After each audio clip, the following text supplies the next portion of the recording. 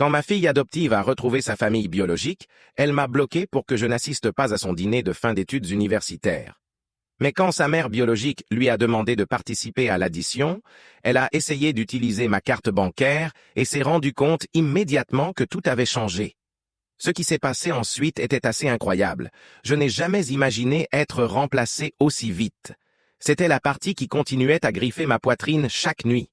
Plus que le silence, plus que les regards froids, plus que les « merci » passifs agressifs qu'elle me lançait par-dessus l'épaule comme s'ils étaient du papier froissé.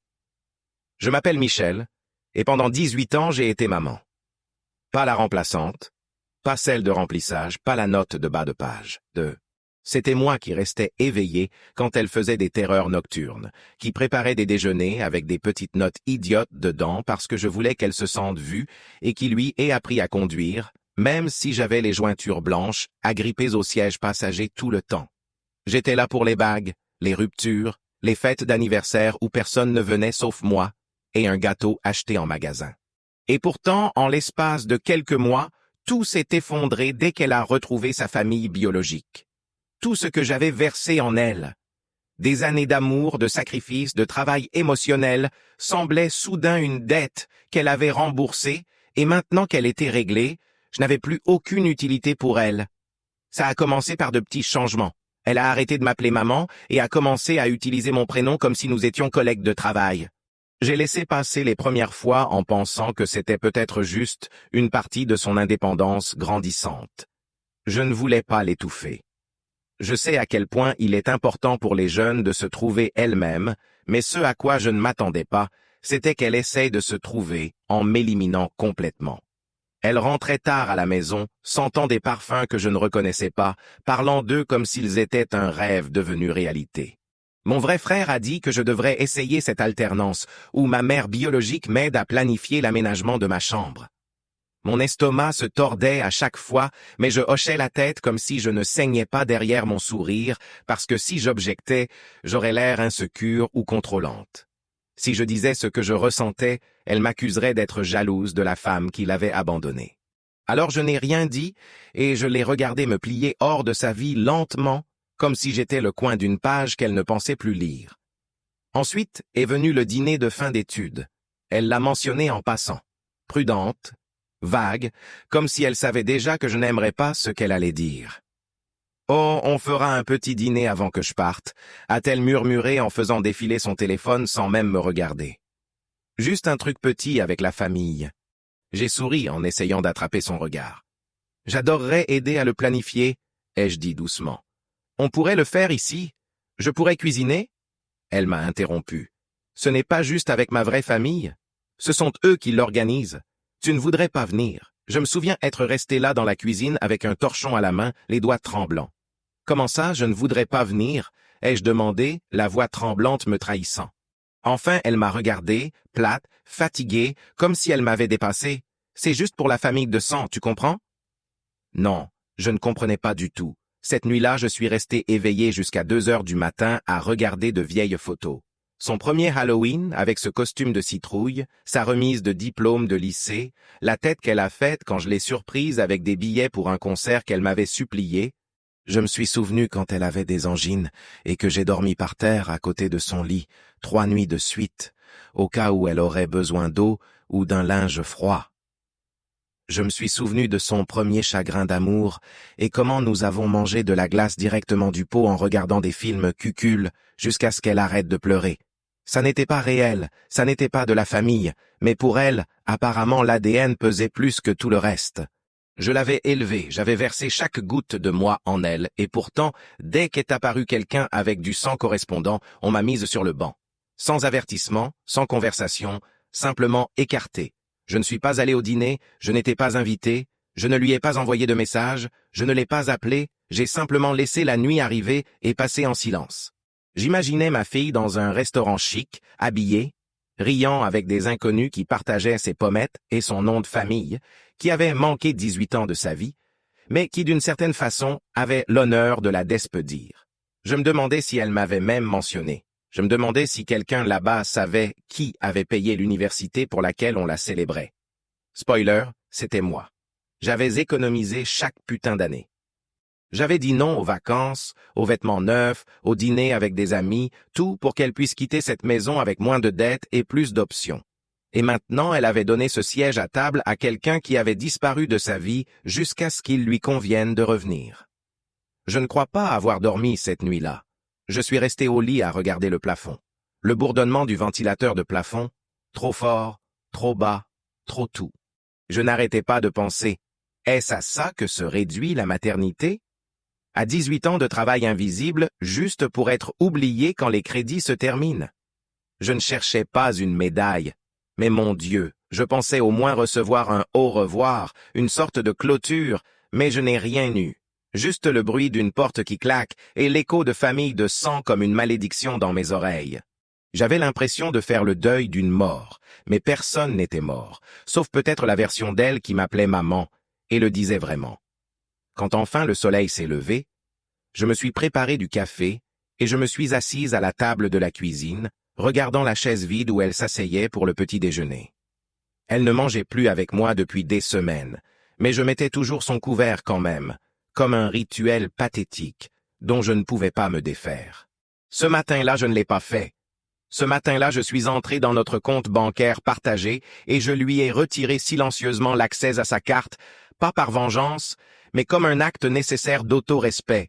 Si je n'étais pas assez bonne pour faire partie de sa vie, alors mon argent ne devrait pas l'être non plus. Elle avait pris sa décision. Maintenant, je prenais la mienne. Le premier message est arrivé à 9h03, une alerte de fraude de ma banque demandant si j'avais autorisé un débit de 312 $ au Garden House Bistro. Au début, j'ai pensé que c'était du spam, la typique tentative d'arnaque que je supprime sans ouvrir, mais quelque chose dans le nom m'était familier. J'ai ouvert la notification et je suis resté à fixer l'heure. 20h57. La veille au soir, juste quand son dîner de fin d'études aurait été en train de se terminer. Mon estomac s'est serré en regardant l'écran. Le Garden House était un restaurant moderne et très cher dans le quartier chic, le genre d'endroit qu'on réserve pour des occasions spéciales. Je le savais parce qu'une fois, j'avais envisagé de réserver là pour son 17e anniversaire, mais quand j'ai vu les prix du menu, j'ai opté pour un dîner maison et un gâteau. Apparemment, elle n'avait pas eu de tels scrupules maintenant, surtout pas quand elle pensait pouvoir utiliser mon argent. J'ai confirmé avec la banque que le débit avait été refusé et demandé de vérifier quelle carte avait été utilisée.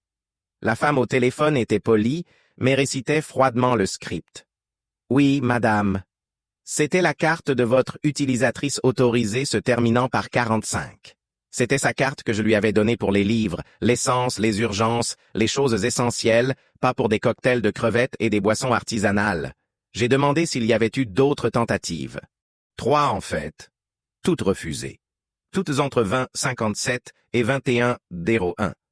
Je l'imaginais debout à côté d'une table d'inconnus souriant, essayant d'agir comme la fille responsable avec sa carte brillante et son air de maturité, seulement pour que sa fantaisie s'effondre devant tout le monde. Il y avait une partie de moi, très petite, très amère, qui a ressenti un éclair de satisfaction. Pas parce que je voulais l'humilier, mais parce que j'avais besoin qu'elle comprenne qu'on ne peut pas bloquer quelqu'un de sa vie et continuer à le traiter comme un distributeur automatique. Je n'ai rien su d'elle cette nuit-là. Ni message, ni appel, ni coup à la porte, juste le silence.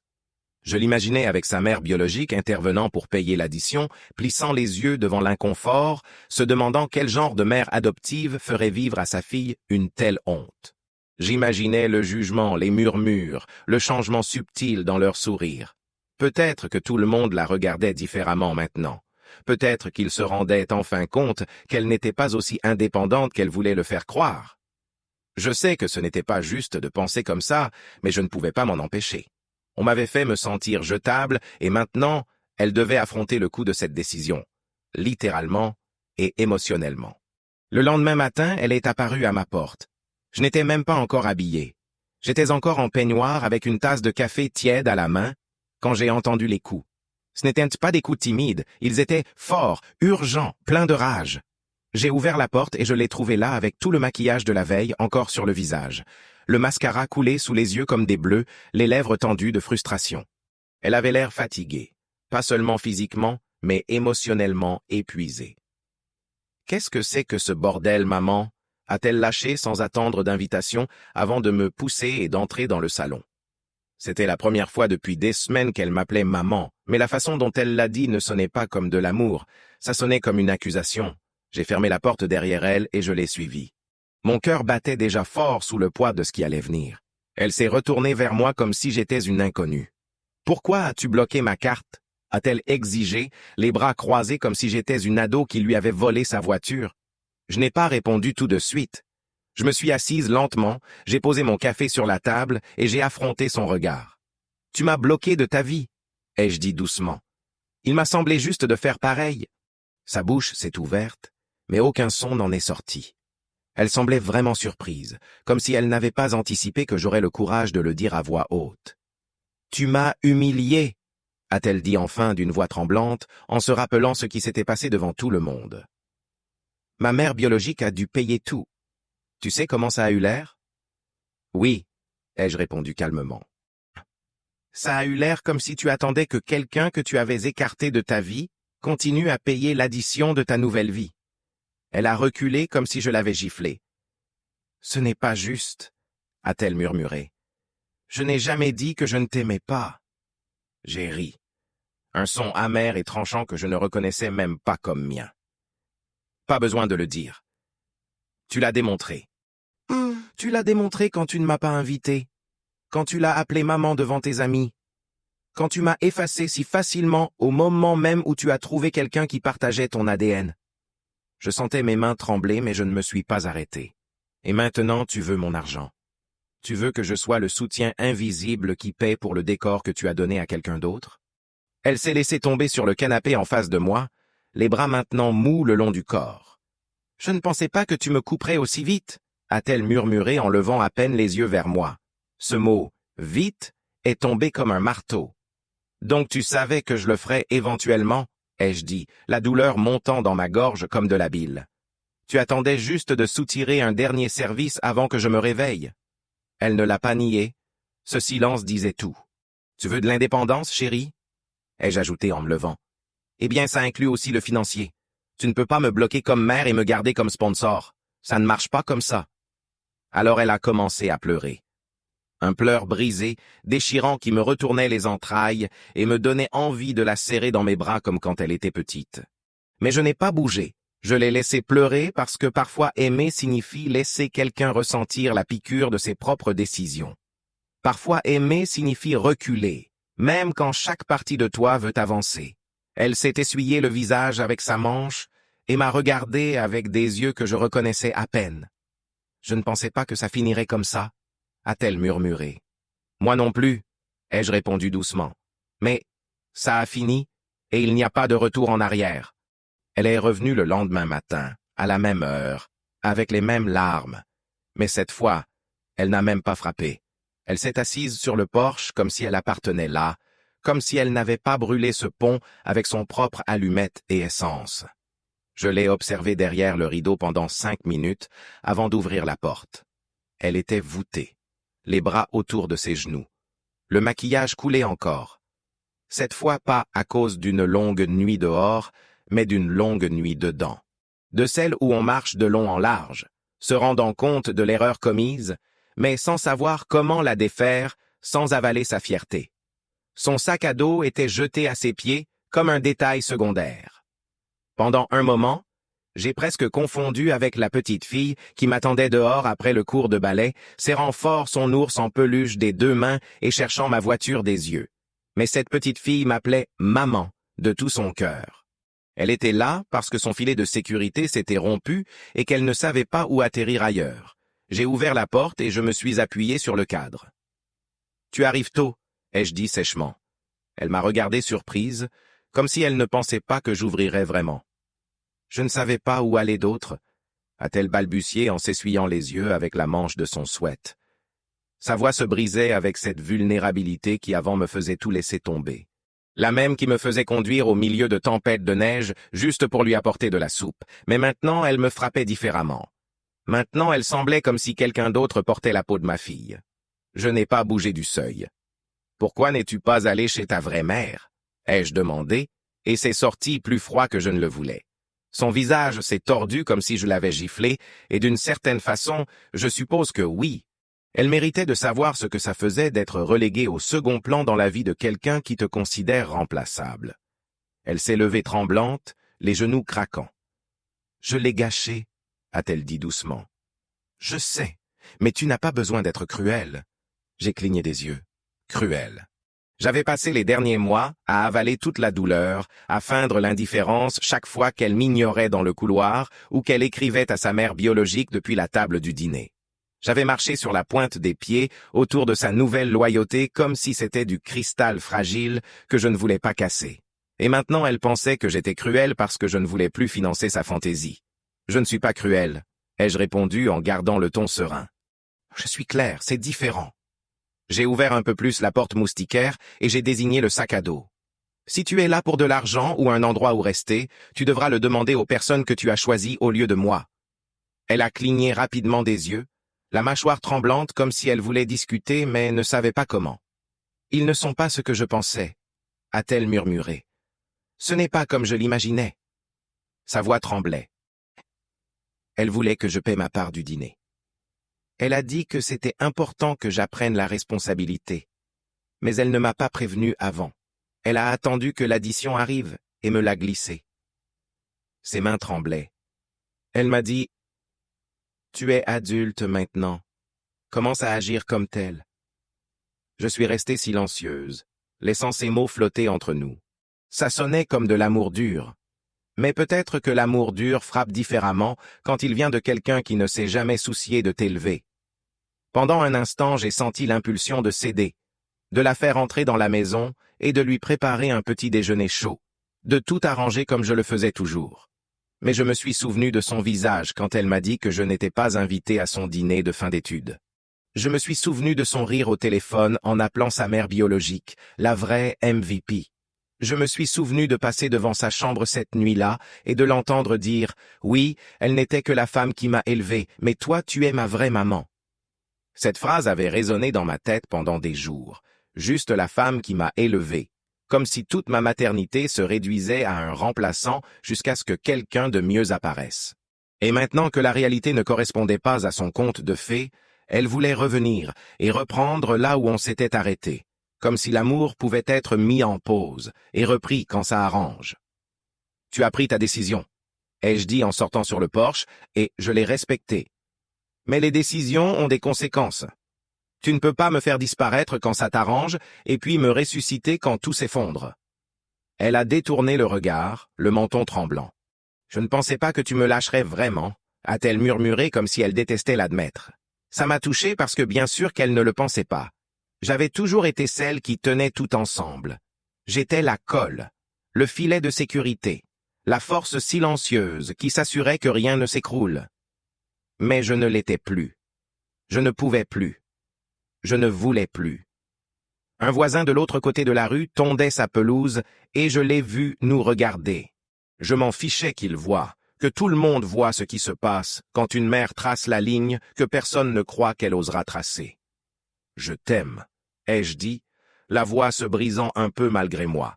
Mais aimer n'est pas une permission d'utiliser les gens. J'ai été ta mère dans tous les sens qui comptent. Mais tu m'as traité comme un plan de secours, et je ne peux plus être la personne vers qui tu reviens quand ta fantaisie ne marche pas. Elle est restée stupéfaite, comme si elle n'avait jamais considéré que l'amour avait des limites, que je pouvais aussi atteindre un point de rupture. « Alors c'est tout ?» a-t-elle demandé d'une voix vide. « C'est fini. » J'ai hoché lentement la tête. « Pour l'instant, oui. Jusqu'à ce que tu comprennes ce que famille signifie vraiment. Jusqu'à ce que tu apprennes à aimer sans utiliser. » Je me suis retourné, et je suis rentré en fermant la porte derrière moi. Je ne l'ai pas claquée. Je ne l'ai pas verrouillée. Mais je ne l'ai pas rouverte non plus. Même quand j'ai entendu ses sanglots doux, même quand j'ai entendu qu'elle ramassait ses affaires et descendait les marches. Ses pas s'éloignant dans la rue. Ensuite, je me suis assise sur le canapé, en regardant l'endroit où elle s'était tenue sur le porche, et j'ai senti que quelque chose en moi changeait. Pas la paix, pas le soulagement, mais la résolution. Je n'ai pas fermé la porte par rancune, je l'ai fermée pour survivre. Je lui avais tout donné, et maintenant je lui donnais l'espace pour découvrir si ça avait jamais signifié quelque chose pour elle. 3 jours se sont écoulés dans une tension silencieuse, du genre qui ne secoue pas les fenêtres, mais vit sous les planches du plancher, bourdonnant comme un câble sur le point de rompre.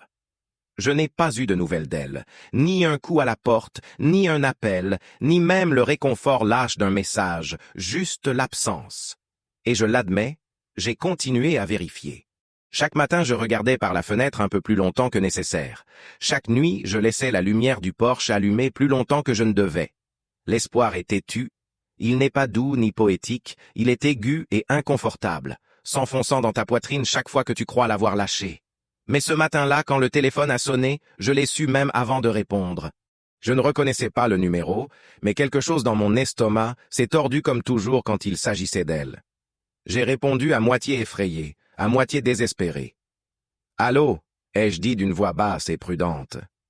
Il y a eu une pause, et puis j'ai entendu une voix, pas exactement la sienne, mais similaire, plus âgée, plus froide, avec une patience répétée. « Bonjour, c'est Valérie, moi, sa mère biologique. » Elle n'a même pas dit le nom de ma fille, juste elle, comme si je ne savais pas déjà, comme si je n'avais pas mémorisé chaque syllabe de sa vie depuis le jour où je l'ai tenue dans mes bras. Je suis restée silencieuse en attendant. Valérie a continué. Je voulais juste clarifier certaines choses. Elle est très bouleversée et je pense qu'il y a peut-être eu un malentendu. Je pouvais entendre qu'elle mâchait du chewing-gum de l'autre côté, insouciante, avec cette légèreté que seul quelqu'un qui n'a jamais fait le dur travail d'être mère peut se permettre. Elle sent que tu l'as prise par surprise. Ce qui s'est brisé en premier, je ne sais pas, ma patience ou mon self-control. Mais enfin j'ai parlé. Laisse-moi te dire une chose très clairement. J'ai prononcé chaque mot mesuré. Tu n'as pas le droit de m'appeler pour me faire sentir coupable de ne pas payer un dîner auquel je n'étais pas invité. Tu n'as pas le droit d'agir comme si je l'avais prise au dépourvu, alors que c'est elle qui m'a bloqué de sa vie comme si je n'avais jamais existé. Je l'ai élevée seule pendant 18 ans. Où étais-tu quand elle a eu une pneumonie à 6 ans et que j'ai dormi 3 nuits dans une chaise d'hôpital? Où étais-tu quand elle pleurait dans ma chemise après sa première rupture? Tu n'étais nulle part, et maintenant tu reviens. Tu veux jouer à la famille, et je suis censé continuer à payer. Il y a eu un silence sur la ligne. Pas le silence gênant, mais celui qui dit que tu as enfin dit ce que personne d'autre n'ose. Valérie a raclé. Écoute, je ne voulais pas causer de problème. Je pensais juste que tu voudrais peut-être l'aider. Elle reste ta fille. Et c'est là que j'ai ri. Je ne l'avais pas prévu. C'est sorti amer, tranchant, vide. C'était ma fille, jusqu'à ce qu'elle dise aux gens que je n'étais que la femme qui l'a élevée. Ma voix s'est brisée sur cette dernière partie et j'ai détesté ça. Elle n'a pas dit ça, a répliqué Valérie rapidement, mais la pause après l'a trahi. Elle savait qu'elle l'avait entendu, peut-être même encouragé. Elle l'a dit, ai-je répondu doucement, et je l'ai entendu de mes propres oreilles. Après avoir raccroché, je me suis assise par terre dans le salon avec les genoux contre la poitrine et j'ai juste respiré. Je n'ai pas pleuré, je ne pouvais pas. Le puits était sec. J'étais épuisé de pleurer pour quelqu'un qui était toujours vivant, qui respirait, qui marchait avec mon cœur dans sa poche arrière comme si ça ne valait rien. J'ai pensé à toutes les fois où je l'avais défendue, même contre moi-même. C'est juste une phase. Elle est confuse, elle essaie de rassembler les pièces de son identité, mais ce n'était pas de la confusion, c'était une décision. Et elle avait décidé encore et encore de me rabaisser, de me jeter, de me remplacer. Et par qui? Par une femme qui ne s'est pas donné la peine d'apparaître jusqu'à ce qu'il y ait des séances photos et des dîners chics. Cette nuit-là, je suis allé dans mon placard et j'ai trouvé la couverture de bébé que j'avais gardée toutes ces années. Elle était douce et usée, encore avec une légère odeur du détergent de la lessive que j'utilisais quand elle était petite. Je l'ai tenue sur mes genoux, et j'ai suivi du doigt les coutures que j'avais cousues à la main, les initiales que je lui avais données, pas celles qu'elle utilisait maintenant comme un signe d'une nouvelle identité. J'ai pensé à la brûler, à clore ce chapitre complètement, mais il y avait quelque chose en moi qui ne pouvait pas le faire, pas par amour, mais par mémoire, parce que peu importe ce qu'elle disait maintenant, j'étais la femme qui l'avait tenue au milieu des terreurs nocturnes, qui lui avait embrassé les genoux écorchés, qui avait été à chaque récital même quand elle oubliait de me regarder dans le public. Ça comptait, même si ce n'était que pour moi. Le lendemain, ils ont de nouveau frappé à la porte. Cette fois, quand j'ai ouvert, elle n'avait pas l'air brisée, elle avait l'air en colère. Ses bras étaient croisés, la mâchoire tendue. Pourquoi lui as-tu dit que je t'avais appelé juste la femme qui m'a élevé? A-t-elle lancé brusquement. Je te l'ai dit en confiance. Je ne le voulais pas dire comme ça. J'ai cligné des yeux, stupéfaite par son culot. Tu l'as dit. Tu le voulais dire. Tu as agi comme si c'était vrai. Alors ne viens pas ici essayer de retourner ça comme si j'avais déformé tes mots. Son visage s'est rougi d'indignation. Tu empirais les choses. Je suis venu parler et pas me disputer. Alors peut-être que tu aurais dû venir avec autre chose que des excuses, ai-je répondu. Elle a détourné le regard en clignant rapidement. C'était juste un mauvais moment. J'essayais d'expliquer notre relation à des gens qui ne la comprennent pas. Alors explique-moi ça, ai-je dit en m'approchant. Si je ne suis que la femme qui t'a élevé, pourquoi continues-tu d'essayer d'utiliser ma carte bancaire? Pourquoi viens-tu chez moi quand tout s'effondre? Tu ne peux pas jeter une mère et puis revenir quand le monde n'est pas aussi gentil que tu le pensais. Sa lèvre a tremblé. Je ne veux pas ton argent. Je veux juste... Je l'ai interrompu. Tu veux juste ma culpabilité, mon silence, mon soutien quand ça t'arrange. Tu ne peux pas choisir des morceaux de moi. Je ne suis pas un buffet. Je suis ta mère. Ou du moins je l'étais. Elle est restée là un moment, me regardant comme si j'étais un puzzle impossible. Et je suppose que je l'étais parce que pour la première fois de sa vie je ne me pliais pas. Je n'aplanissais pas le chemin ni n'adoucissais le coup. J'avais arrêté d'être le plan B et elle le voyait enfin. Ce n'était qu'une question de temps avant que le téléphone sonne à nouveau. Cette fois, je savais qui c'était avant même de regarder l'écran. Valérie, la femme qui avait donné naissance à ma fille, disparut pendant presque 2 décennies et réapparut les bras ouverts et les mains vides, juste à temps pour réclamer le titre de vraie maman. J'ai laissé sonner 2 fois avant de répondre. Je voulais qu'elle transpire. Je voulais qu'elle sache qu'elle appelait quelqu'un qui ne jouait plus à être poli. « Allô » ai-je dit d'une voix basse, sans émotion. Elle sonnait enjouée, comme si nous étions de vieilles amies. « Salut, c'est Valérie encore. Écoute, je voulais parler de ce qui s'est passé l'autre jour. Je crois que les choses se sont un peu échauffées entre vous deux et franchement, je veux juste le meilleur pour tout le monde. » Je n'ai rien dit, juste attendu, la laissant remplir le silence avec ses auto-justifications. « J'ai parlé avec elle hier soir, » a-t-elle continué. « Et elle est vraiment contrariée. Elle dit que tu es dur et qu'elle ne voulait pas te blesser. Peut-être que tu pourrais, tu sais, pardonner et passer à autre chose. » J'ai ri doucement mais tranchant. Pardonner et passer à autre chose. J'ai répété, c'est ce qu'elle veut ou ce que tu veux, parce que tu ne veux pas gérer le désastre que tu as aidé à créer. Elle a essayé d'interrompre, mais je ne lui ai pas laissé d'espace. Tu veux jouer à être mère maintenant? Bien, c'est ton droit. Mais n'ose pas me demander de l'indulgence après l'avoir vu me traiter comme de la merde. Ne me demande pas d'arranger ça juste pour qu'elle continue à être l'héroïne sans faire le travail lourd. Elle a expiré fort. Écoute, je sais que je n'étais pas là et je suis désolé pour ça, mais je suis là maintenant. Ce n'est pas ça qui compte. La question est tombée comme une gifle. Je me suis levé du canapé et j'ai commencé à marcher dans la pièce, le téléphone serré contre mon oreille. Non. Ce qui compte, c'est la constance. Ce qui compte, c'est d'être présente quand c'est dur, quand c'est ingrat, quand personne n'applaudit. Je ne pouvais pas disparaître quand elle claquait les portes et me criait des insultes. Je suis resté à tout, et maintenant tu arrives avec tes pommettes partagées et des photos Instagram. Et elle t'appelle mère pendant que je suis réduite à la femme qui l'a élevée. Et c'est moi qui suis censé pardonner et passer à autre chose. Elle a essayé d'adoucir sa voix. Elle essaie juste de découvrir qui elle est. Elle a 18 ans. Les jeunes font des erreurs. J'ai arrêté de marcher. Ma main s'est serrée autour du téléphone. Non. Les jeunes volent des bonbons et mentent sur leurs devoirs. Ça, c'était de la trahison. Ça, c'était une décision. Ne m'insulte pas en l'appelant erreur. Elle n'a pas répondu immédiatement. Et j'ai pu sentir qu'elle comprenait enfin que je n'étais pas le genre de femme qui se plie sous la pression. Et elle dit que tu l'as coupée, a murmuré Valérie, que tu lui as fermé la porte. J'ai dégluti fort. Je n'ai pas fermé la porte. Elle est sortie et l'a verrouillée derrière elle. J'ai simplement refusé de la rouvrir quand elle est venue frapper avec la culpabilité dans une main et le droit acquis dans l'autre.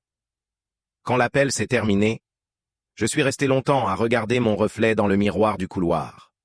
Mon visage avait l'air fatigué, plus vieux que la semaine précédente. Le deuil fait ça, Il ne vit pas seulement dans ta poitrine, il rampe sur ta peau, tes yeux, ta colonne.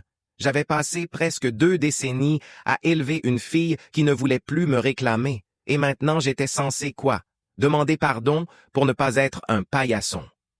J'ai pensé à toutes les femmes que je connaissais qui avaient été effacées par leurs enfants après s'être réunies avec leur famille biologique. Des mères qui avaient cousu l'amour dans chaque fibre de la vie de leurs enfants juste pour être remplacées comme si elles n'avaient jamais été plus qu'une famille d'accueil, et le monde leur demandait toujours la même chose. Sois plus grande, sois indulgente, reste silencieuse. Mais je n'allais plus rester silencieuse. Cet après-midi-là, je suis entré dans notre compte conjoint du fonds universitaire, celui que j'avais ouvert pour elle le jour où elle avait commencé la maternelle. Chaque chèque d'anniversaire, chaque bonus supplémentaire que j'avais gagné en faisant des heures sup, chaque vacances sacrifiée, tout était là pour son avenir. J'ai regardé le solde et je n'ai rien ressenti, ni fierté, ni tristesse, juste un calme étrange en cliquant sur le bouton pour le fermer. J'ai transféré ce qui était à moi sur mon compte et déplacé le reste vers un trust séparé. Un auquel elle n'aurait accès que si elle revenait avec des excuses, pas avec une exigence. Ce n'était pas de la vengeance, c'était de la clarté.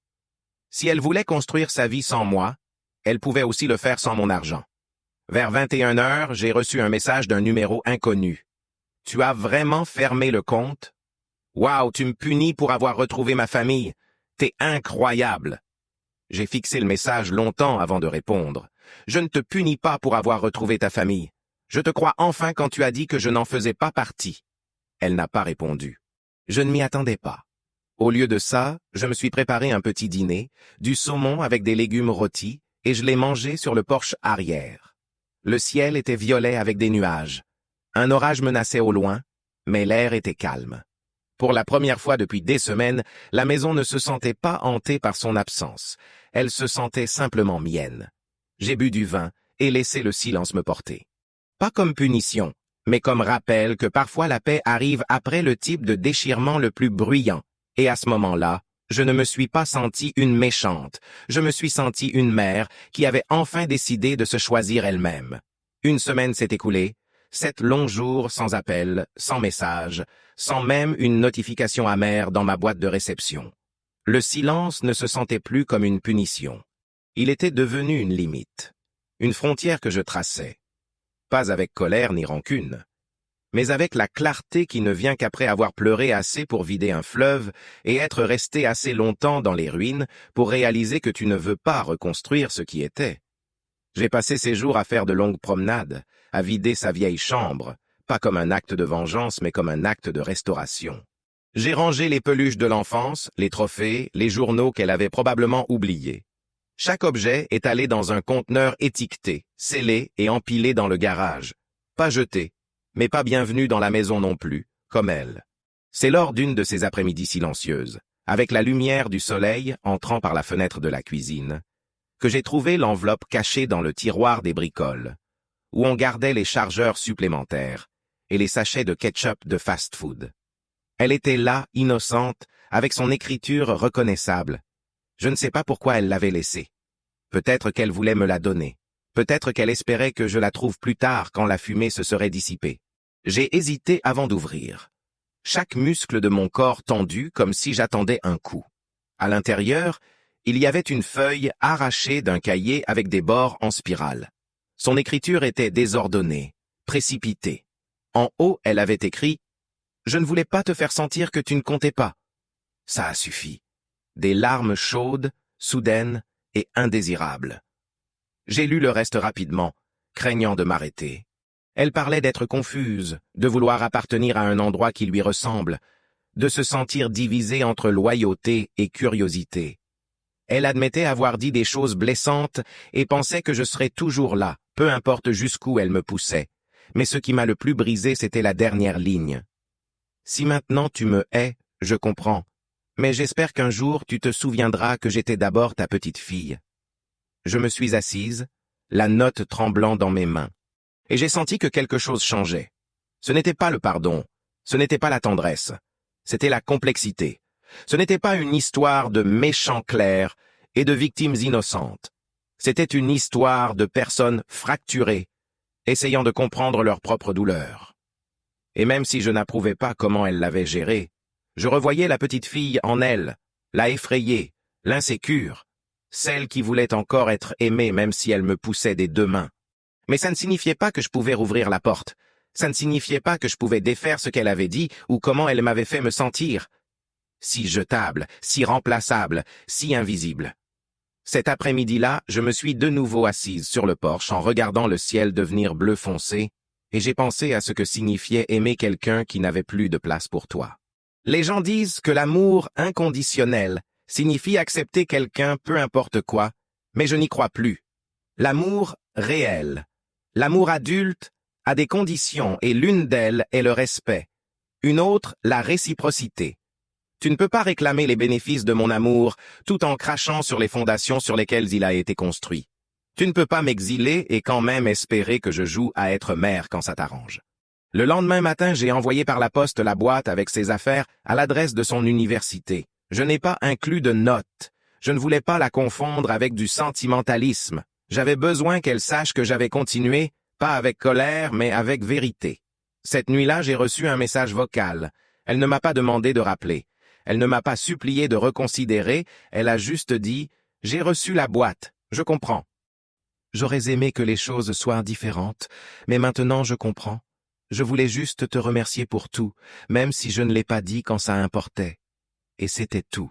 Pas de fin de conte de fées, ni de retrouvailles avec larmes, juste une voix calme, sur la ligne, pleine de regrets, peut-être même de croissance, flottant dans l'air comme une berceuse sans refrain. Les gens aiment croire que toute fissure peut être réparée. C'est l'histoire qu'on nous vend. Rédemption. Pardon. Un beau nœud sur des années de silence et de douleur. Mais la vérité, c'est que parfois, les relations meurent sans être enterrées. Parfois, la chose la plus saine que tu puisses faire est d'arrêter de jouer le rôle que quelqu'un attend de toi et de t'éloigner avec ta dignité intacte. Je ne la haïssais pas. Je ne lui souhaitais pas de mal. Mais je ne pouvais plus être la femme qui donnait et donnait pendant qu'on lui demandait de se rétrécir encore plus pour rentrer dans son ombre. Je ne sais pas ce que l'avenir apportera. Peut-être qu'un jour nous trouverons un chemin de retour, pas à ce que nous étions, mais à quelque chose de nouveau, quelque chose d'honnête. Ou peut-être que c'est la fin de notre histoire ensemble. De toute façon, je n'attends plus à la porte, je vis ma vie, je réclame ma paix, je laisse derrière moi la fantaisie que l'amour gagne toujours, et j'embrasse la vérité que parfois les limites doivent gagner, parce qu'aimer quelqu'un ne signifie pas te perdre toi-même. Et je l'aimais. Je l'aime encore, mais maintenant je m'aime plus moi. As-tu déjà dû t'éloigner de quelqu'un que tu as élevé, aimé, ou pour qui tu as sacrifié tout, parce qu'il a arrêté de voir ta valeur? Cette histoire n'est pas seulement celle d'une mère et d'une fille, c'est sur le moment où tu arrêtes d'être le filet de sécurité de quelqu'un et commences à être ton propre sanctuaire. Abonne-toi pour plus d'histoires quotidiennes.